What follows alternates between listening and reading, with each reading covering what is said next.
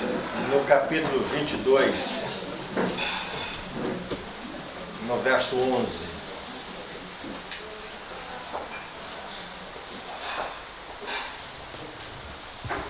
Continue o injusto fazendo injustiça.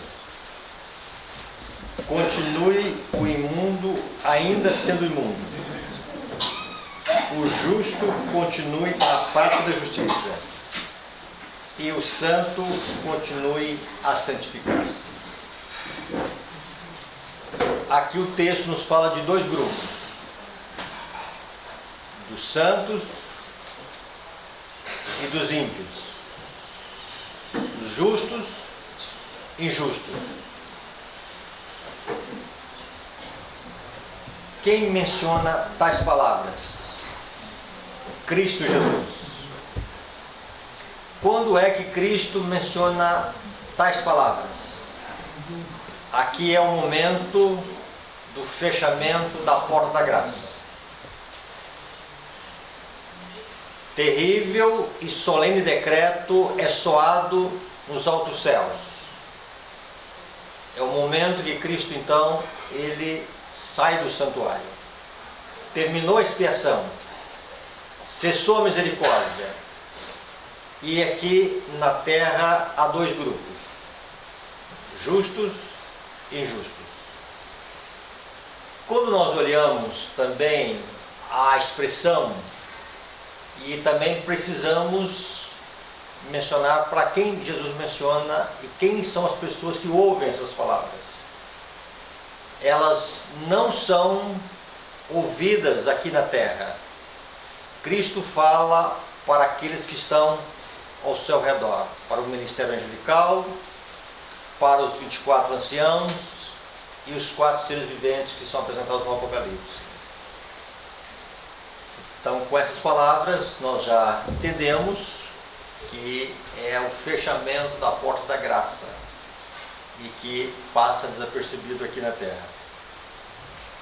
Interessante que aqui fala do continuar, ou seja, alguma coisa que já estava sendo praticada antes do fechamento da porta da graça. De um lado, a prática da justiça, e de outro lado, a prática da injustiça. De um lado, a santificação, e de outro lado, a contaminação. Dois extremos que antes já existia esse estado e que agora, assim que a porta da graça se fecha, o texto bíblico dizendo: continue, dê seguimento tanto à prática da justiça como também à prática da injustiça. E aqui nós podemos ver aqui dois grupos que ainda estarão em crescimento. E quando se fala de crescimento, lógico e evidente que um grupo está crescendo espiritualmente e o outro crescendo para baixo, em declínio. Então nós temos aqui esse muro de separação, que de um lado um grupo avançando mais na prosperidade espiritual e um outro grupo na decadência espiritual. Este é um quadro que o Apocalipse apresenta para nós. E o Apocalipse apresenta para nós um outro quadro sobre a questão da prática da justiça. O que é praticar a justiça? Antes de nós entender o que é praticar a justiça, vamos ver o que o salmista, no Salmo 119, no verso 172, ele vai definir para nós o que é justiça. 119 e o verso 172. Alguém que achou, gostaria de ler para nós o Salmo 119 e o verso 172. A minha língua celebre a tua lei, pois todos os teus mandamentos são justiça. Justiça. Se os mandamentos de Deus são justiça, segue-se que praticar a justiça é cumprir a lei, obedecer a lei, santificar. O que é santificação? Obediência, prática da lei, prática da justiça. Então, um grupo estará em obediência a Deus e acentuando cada vez mais tal obediência à lei de Deus. E um outro grupo estará cada dia mais, depois que a porta da graça se fecha, rompendo cada vez mais um distanciamento, ou melhor dizendo, cada vez mais tendo um distanciamento do que é uma vida de obediência a Deus. Então vamos mentalizar bem esse conceito, né? Os mandamentos de Deus são justiça. Então, se nós pudermos aqui definir numa só palavra o que é justiça, obediência.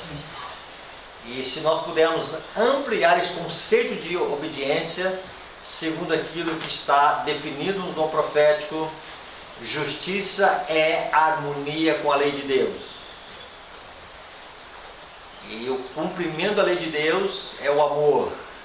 Segue-se que justiça é amor, e ela, irmão White, vai dizer que o amor é a vida e a luz de Deus. Quanta coisa nós encontramos nessa definição de justiça. Justiça é harmonia com a lei de Deus, justiça é obediência a Deus, justiça é amor, justiça é luz, justiça é a vida que há em Deus. Deus é justiça. Quando nós olhamos agora um outro quadro do Apocalipse, Apocalipse capítulo 3, nós temos que entender isso aqui à luz de Laodiceia, sobre a questão de justiça e a prática da justiça. Quando nós vamos ao capítulo 3 e o verso 14, nós não vamos estudar aqui todo o conceito de Laodiceia, nós já estudamos aqui em outras palestras. No verso 14 diz: ao anjo da igreja em Laodiceia escreve. E Cristo se apresenta aqui como o Amém. Essas coisas, diz o Amém, a testemunha fiel e verdadeira, o princípio da criação de Deus. E agora vamos aqui no próximo verso, no verso 15, somente a primeira frase do verso. Conheço as tuas obras.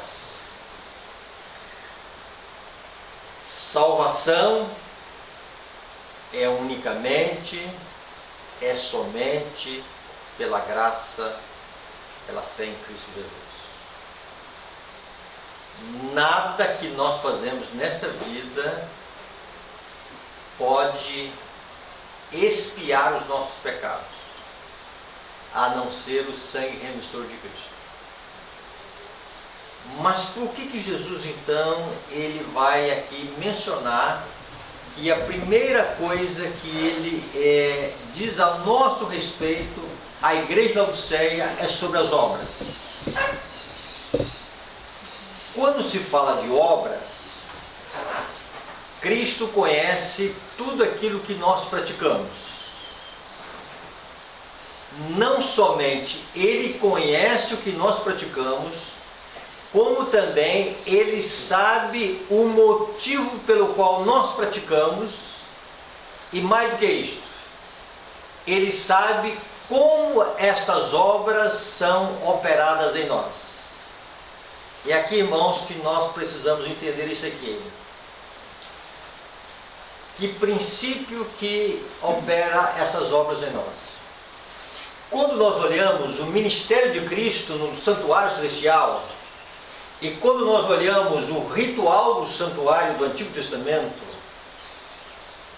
todo o ritual do Antigo Testamento ensinava que a salvação era pela fé. E era a misericórdia de uma ação de um Deus providenciando um substituto, um animal, para que pudesse morrer no lugar do pecador.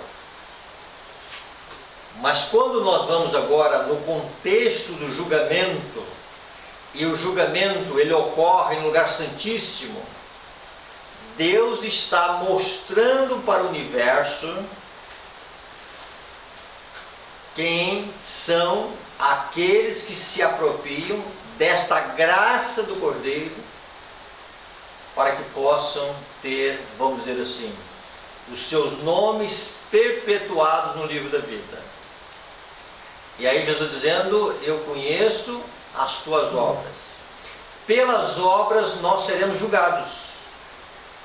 Por quê? As obras, elas dizem que tipo de fé nós exercemos no Cordeiro de Deus. As obras, elas testificam também no nosso caráter. Então as obras, elas devem ser frutos de uma fé que opera por amor e produz em nós obras de justiça. Então tudo que Jesus espera encontrar com a sua igreja são obras de justiça, para que mais adiante, quando a porta da graça se fechar, ele possa dizer: continue o justo na prática da justiça. Ou, podemos ainda dizer de uma outra forma: continue o justo a praticar obras de justiça. Quando se fala de obras, nós temos que entender também aqui as nossas expressões de obediência a Deus. Jesus está dizendo: Jorge, eu conheço a sua vida de obediência. E mais do que isso, eu sei o que existe por detrás dessa obediência. E mais do que isso, eu sei quem opera no seu coração. Quando nós vamos aos mandamentos de Deus, quando alguém chega e diz para Jesus qual é o grande mandamento, e aí Jesus vai dizer: amarás ao Senhor teu Deus de todo o teu coração, de toda a tua alma, de todas as tuas forças e de todo o teu entendimento. Ou seja, toda a dimensão do ser deve se voltar numa vida de obediência a Deus, e no que Jesus está dizendo aqui se harmoniza com aquilo que Paulo fala, que o cumprimento da lei é o amor. Mas quando nós olhamos, irmãos, amarás o Senhor teu Deus de todo o coração, aqui há uma impossibilidade humana. Por natureza, após o pecado, nós temos por natureza o egoísmo entrelaçado em nosso ser. Ninguém precisa fazer força para ter, vamos dizer assim, o egoísmo no seu ser. Já faz parte da nossa constituição, já faz parte da nossa genética, já faz parte do nosso histórico de vida.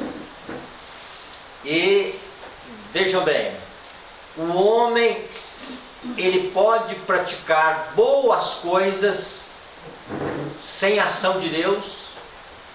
Pode. Só que aquilo que ele pratica de bom está contaminado com egoísmo. Mesmo aquilo que é de bom, que nós fazemos em relação a Deus ou o próximo, pode e certamente tem a mancha do egoísmo. E aí, tudo aquilo que não procede de uma fé genuína é pecado. Talvez é difícil para nós entendermos isto, né? Mesmo boas coisas em relação a Deus e ao próximo, mas se não procede de uma fé genuína. E quando se fala de uma fé genuína, nós temos que entender aqui que existe um outro tipo de fé. Um tipo de fé que vai só no lado da crença, da convicção doutrinária, da crença na veracidade da palavra de Deus e naquilo que Deus revela como sendo doutrinas verdadeiras.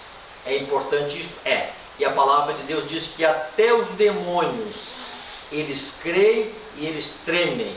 Por quê? Eles creem, eles acreditam. Mas o que essa fé não traz?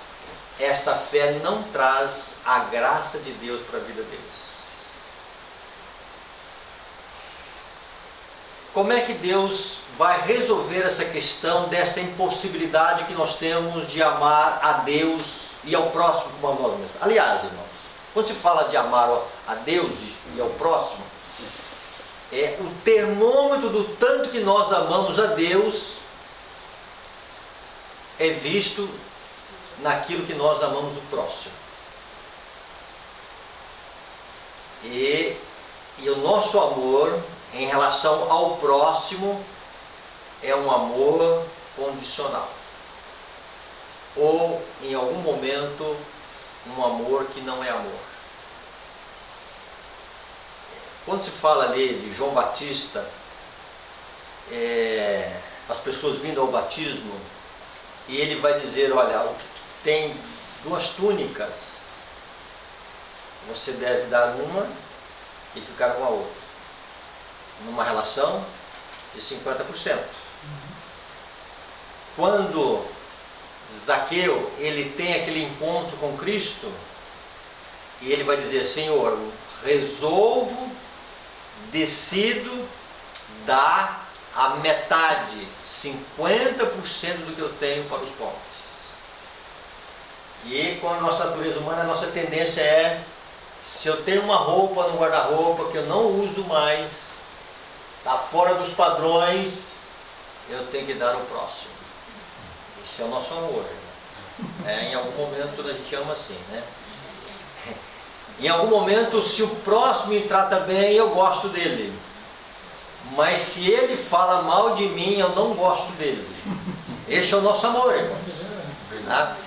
Então, este próximo que nós convivemos com ele, que nós temos dificuldade de amar, em relação também ao nosso Deus, nós temos um tipo de dificuldade em amar a esse Deus de todo o coração.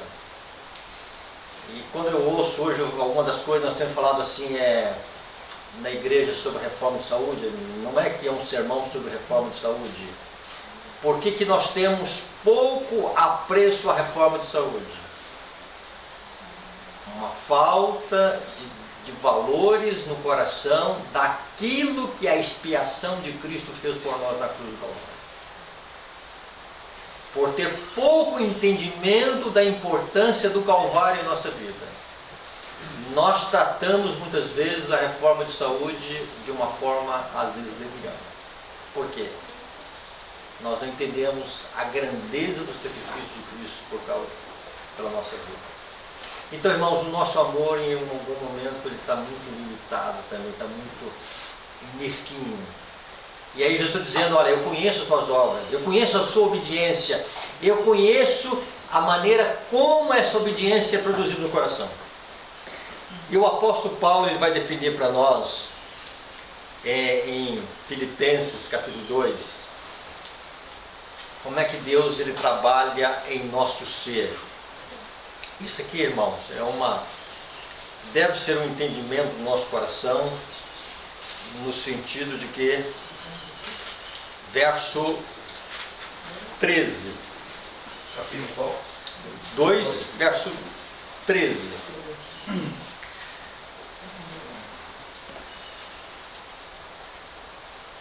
Porque Deus é quem efetua em vós. Aonde Deus efetua em vós o querer como realizar segundo a sua vontade? Mente. Vamos chamar de coração, mesma coisa, tá? Então, quando Deus opera internamente, então vejam bem, para que nós possamos obedecer a Deus de todo o nosso coração, de toda a nossa alma, de todas as nossas forças físicas, de todo o nosso entendimento, nós precisamos de um princípio divino, de uma operação divina, de uma ação divina, num poder que está fora de nós, Mas se nós estivermos pela fé, numa fé que se apodera de Cristo, e de Cristo então vem o poder necessário, vem a ação do Espírito Santo para operar em nós o querer e o realizar. Não é que Deus trabalha sozinho. Aí vejam bem, irmãos, verso 12, no finalzinho do verso 12 está dizendo: desenvolvei a vossa salvação com temor e tremor. Então Deus trabalha para que o ser humano tenha condições de obedecer a Deus. Então há uma participação, há uma união entre o humano e o divino. E assim sai uma obediência prazerosa a Deus. É isso que Deus está dizendo para nós. Quando nós vamos para o Apocalipse, na Odisseia, aí Deus está dizendo: eu sei quem está produzindo essas obras. Então nós temos 3 tipos de produção de obras. Nós temos obras de justiça, que são as obras em que Deus age e o ser humano se alia a Deus, e no poder que vem de Deus, na graça que vem de Deus, nós temos condições de obedecer a Deus. Amém. Então Deus nos capacita à obediência. Isto é divino, isto é maravilhoso. Então, mesmo Deus que nos liberta do pecado, da culpa do pecado, é o mesmo Deus que nos capacita à obediência a Deus. Só que quando vai para a Laodiceia, irmãos, Deus está dizendo o seguinte: eu sei quais são as obras. Eu quero encontrar obras de justiça. E aí, quando Jesus está dizendo sobre essa questão de obras, nós laodiceanos estamos dizendo para Deus: Senhor, nós estamos ricos. Nós estamos ricos de boas obras.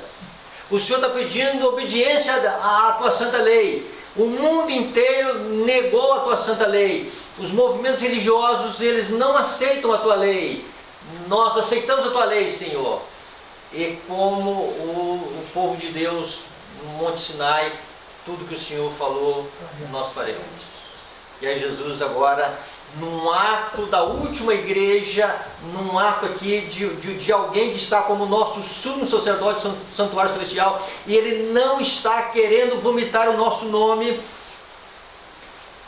e ele está dizendo: olha, mas as obras que estão praticando, né, se permanecerem praticando tais obras,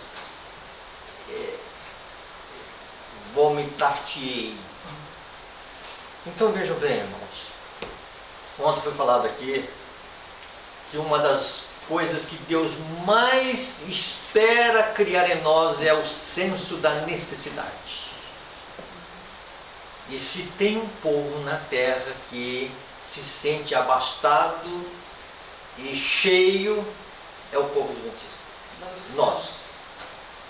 Estou me incluindo? Nós temos uma verdade. Nós professamos uma verdade. Nós não precisamos fazer correções doutrinárias. Às vezes um ponto ou outro a gente tenha mas assim, as doutrinas que são básicas do plano da salvação, irmãos, nós cremos corretamente. Mas se o mundo religioso, o mundo evangélico está dizendo o seguinte, né? Que eles estão professando o erro e no erro estão crendo na verdade. Nós temos a verdade, mas a maneira como essa verdade está sendo praticada pode ser um engano em nossa vida. E isto Jesus está dizendo: olha, eu sei o que está no teu coração, eu consigo ler o teu coração. E nós temos dificuldades de olhar no espelho e dizer assim: qual a nossa realidade? Como é que o Senhor está nos vendo? E Jesus está sempre nos vendo de uma maneira diferente que nós estamos vendo a nós mesmos. Nós estamos vendo que ricos estamos cheios de boas obras, não tem necessidade de nada, e estou abastecido, e por isso nós oramos pouco pela chuva serôdia. Quem está cheio não ora. Quem está abastecido está sente-se completo, não tem necessidade de coisa alguma. E aí Jesus dizendo: olha, eu conheço as tuas obras, e se tais obras continuarem sendo praticadas na vida, haverá uma rejeição. Dentro desse contexto, irmãos,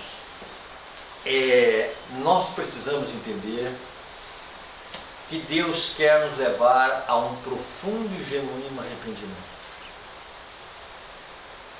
Então, o conselho da testemunha fiel e verdadeira quer nos levar como laodiceanos, para que nós possamos entender a gravidade do nosso ser, dependendo inteiramente da graça de Cristo, para que Deus possa produzir em nós as obras de justiça.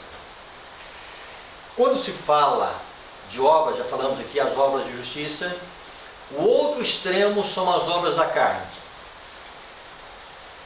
São as obras operadas por Satanás.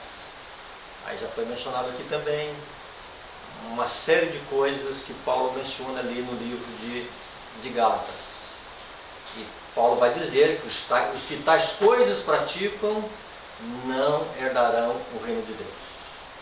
É interessante que, como pastor de igreja, em 35 anos de ministério, nunca removemos alguém por glutonaria. Mas na comissão do céu, irmão, não passa, não herda.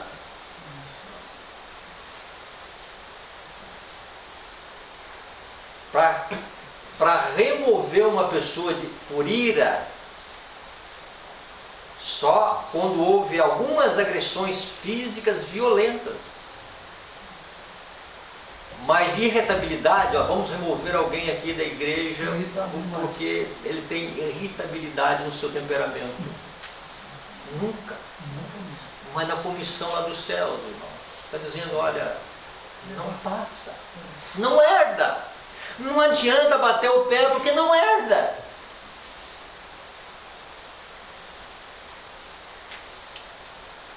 E aí, dentro desses conceitos, irmãos,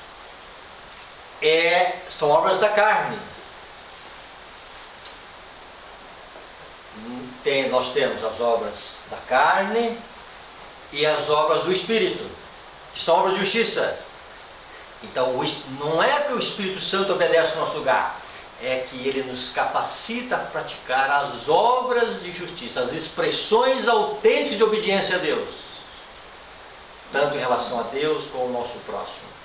E quando agora vai em relação agora às obras neutras, ou a mornidão, o que seriam isso?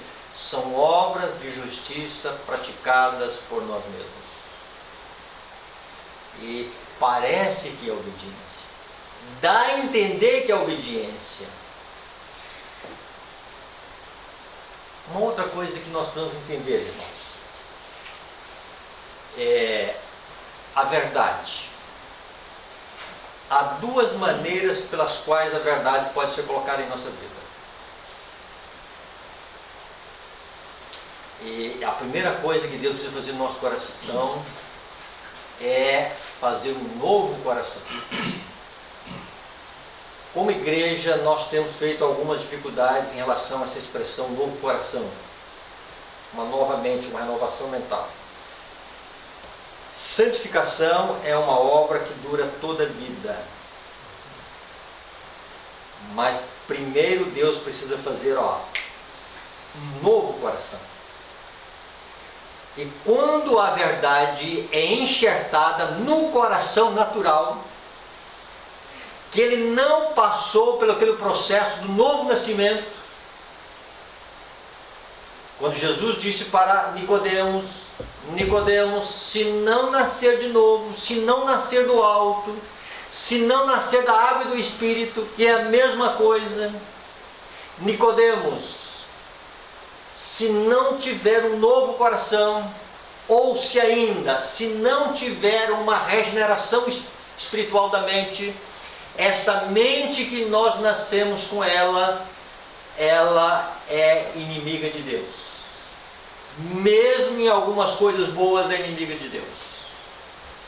Por quê? Ela não está sujeita à lei de Deus, diz Paulo, Romanos 8. E nem pode estar. Então Deus faz uma obra em nosso coração, faz uma renovação na nossa mente, Deus nos dá um novo coração, um novo princípio de vida, para que nós possamos agora, com a graça de Deus operando em nosso ser, possamos ter agora uma vida de obediência a Deus. Quando nós vamos, irmãos, agora para o Apocalipse, então o Apocalipse fala lá no futuro sobre prática da justiça. Quando se fala da atualidade hoje, Jesus dizendo, olha, eu quero ver obras de justiça.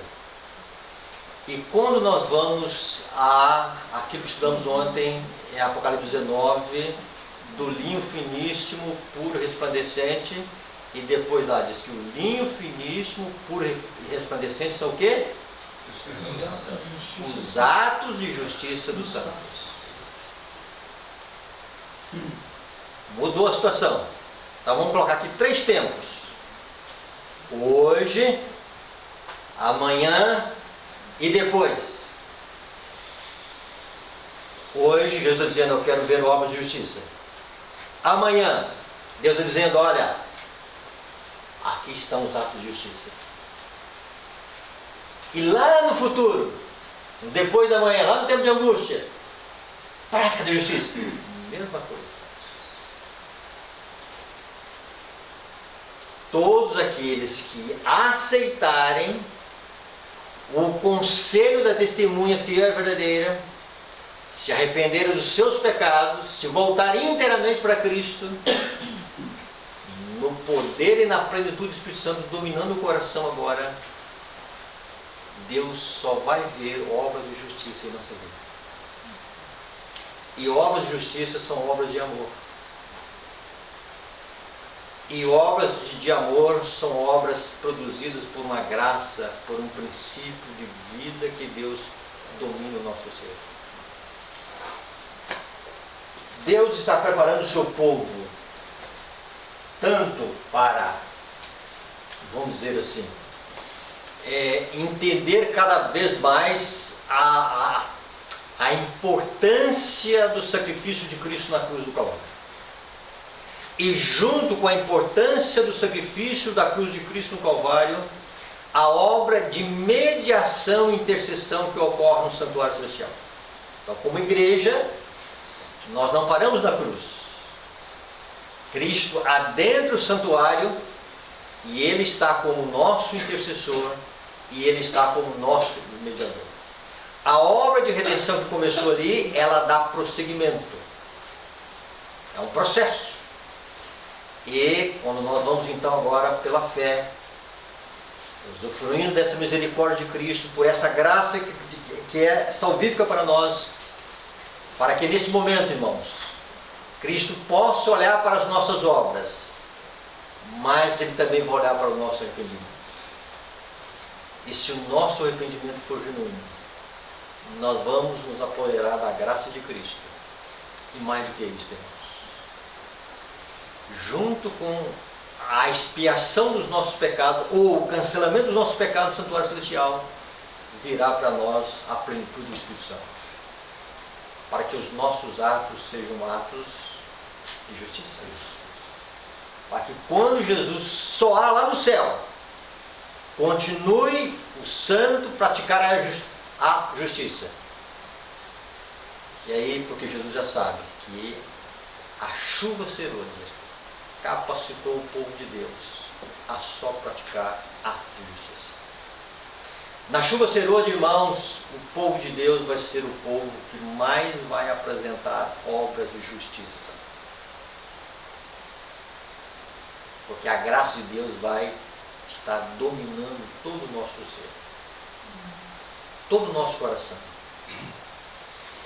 E Deus quer que nós estejamos enxergando pela graça de Deus Quais são os ídolos que nós temos no nosso coração que estão impedindo de que Cristo faça uma habitação permanente em nosso ser? Que Cristo domine por completo o nosso coração. E Ele está dizendo para nós: olha, eu conheço as tuas obras. E que isto possa gerar em nós um profundo arrependimento, para que nós possamos enxergar a nossa inteira dependência de Cristo e a nossa lealdade a Ele de uma forma prazerosa. Deleite em fazer a vontade de Deus. Essa obediência a Deus em todos os aspectos. Quando a gente olha aqui a reforma de saúde, quando a gente olha aqui a reforma de vida, uma reforma espiritual, nós temos que pedir a Deus que Deus nos dê prazer em obedecer a Deus. E o Espírito Santo é derramado em nosso coração, e junto com o Espírito Santo vem o princípio do amor de Deus. Então vem o amor de Deus, para que através do amor de Deus nós possamos amar a Deus e amar o próximo. Amar a Deus e amar o próximo e obedecer a Deus, a lei de Deus. Atos de justiça. Que Deus nos abençoe. Amém. E que Jesus seja tudo para nós. Amém. E que a plenitude do Espírito Santo seja o alvo de nossa vida. Amém. Todo esse tempo de graça que Deus dá para nós, irmãos. Deus está esperando um profundo arrependimento em nossa vida. E quando você vai imprimir os escritos, numa visão de sacudidura, e a irmã White vai dizer que foi efeito de sacudidura, porque o testemunho direto da pregação do Evangelho, e que alguns não atenderam o conselho da testemunha fiel da lei. Não se arrependeram. O caminho de Deus aqui até o final, cada vez mais, é um processo de arrependimento no nosso coração. Sempre um voltar do eu para Cristo. Sempre um voltar do mundo para Cristo. E assim, cada dia mais, irmãos. Deus preparando um povo para só praticar atos de justiça. Que Deus abençoe. Amém. Bondoso Pai, queremos te agradecer, Senhor, pela paciência e misericórdia que o Senhor tem com cada um de nós. Amém. E o Senhor está dizendo, Senhor, que nós praticamos obras. E muitas vezes nós estamos confiando que essas obras são obras de justiça. Mas o Senhor tem uma leitura exata do nosso coração, Senhor. E como Davi nós oramos nessa manhã, Senhor, sonda no coração, Senhor,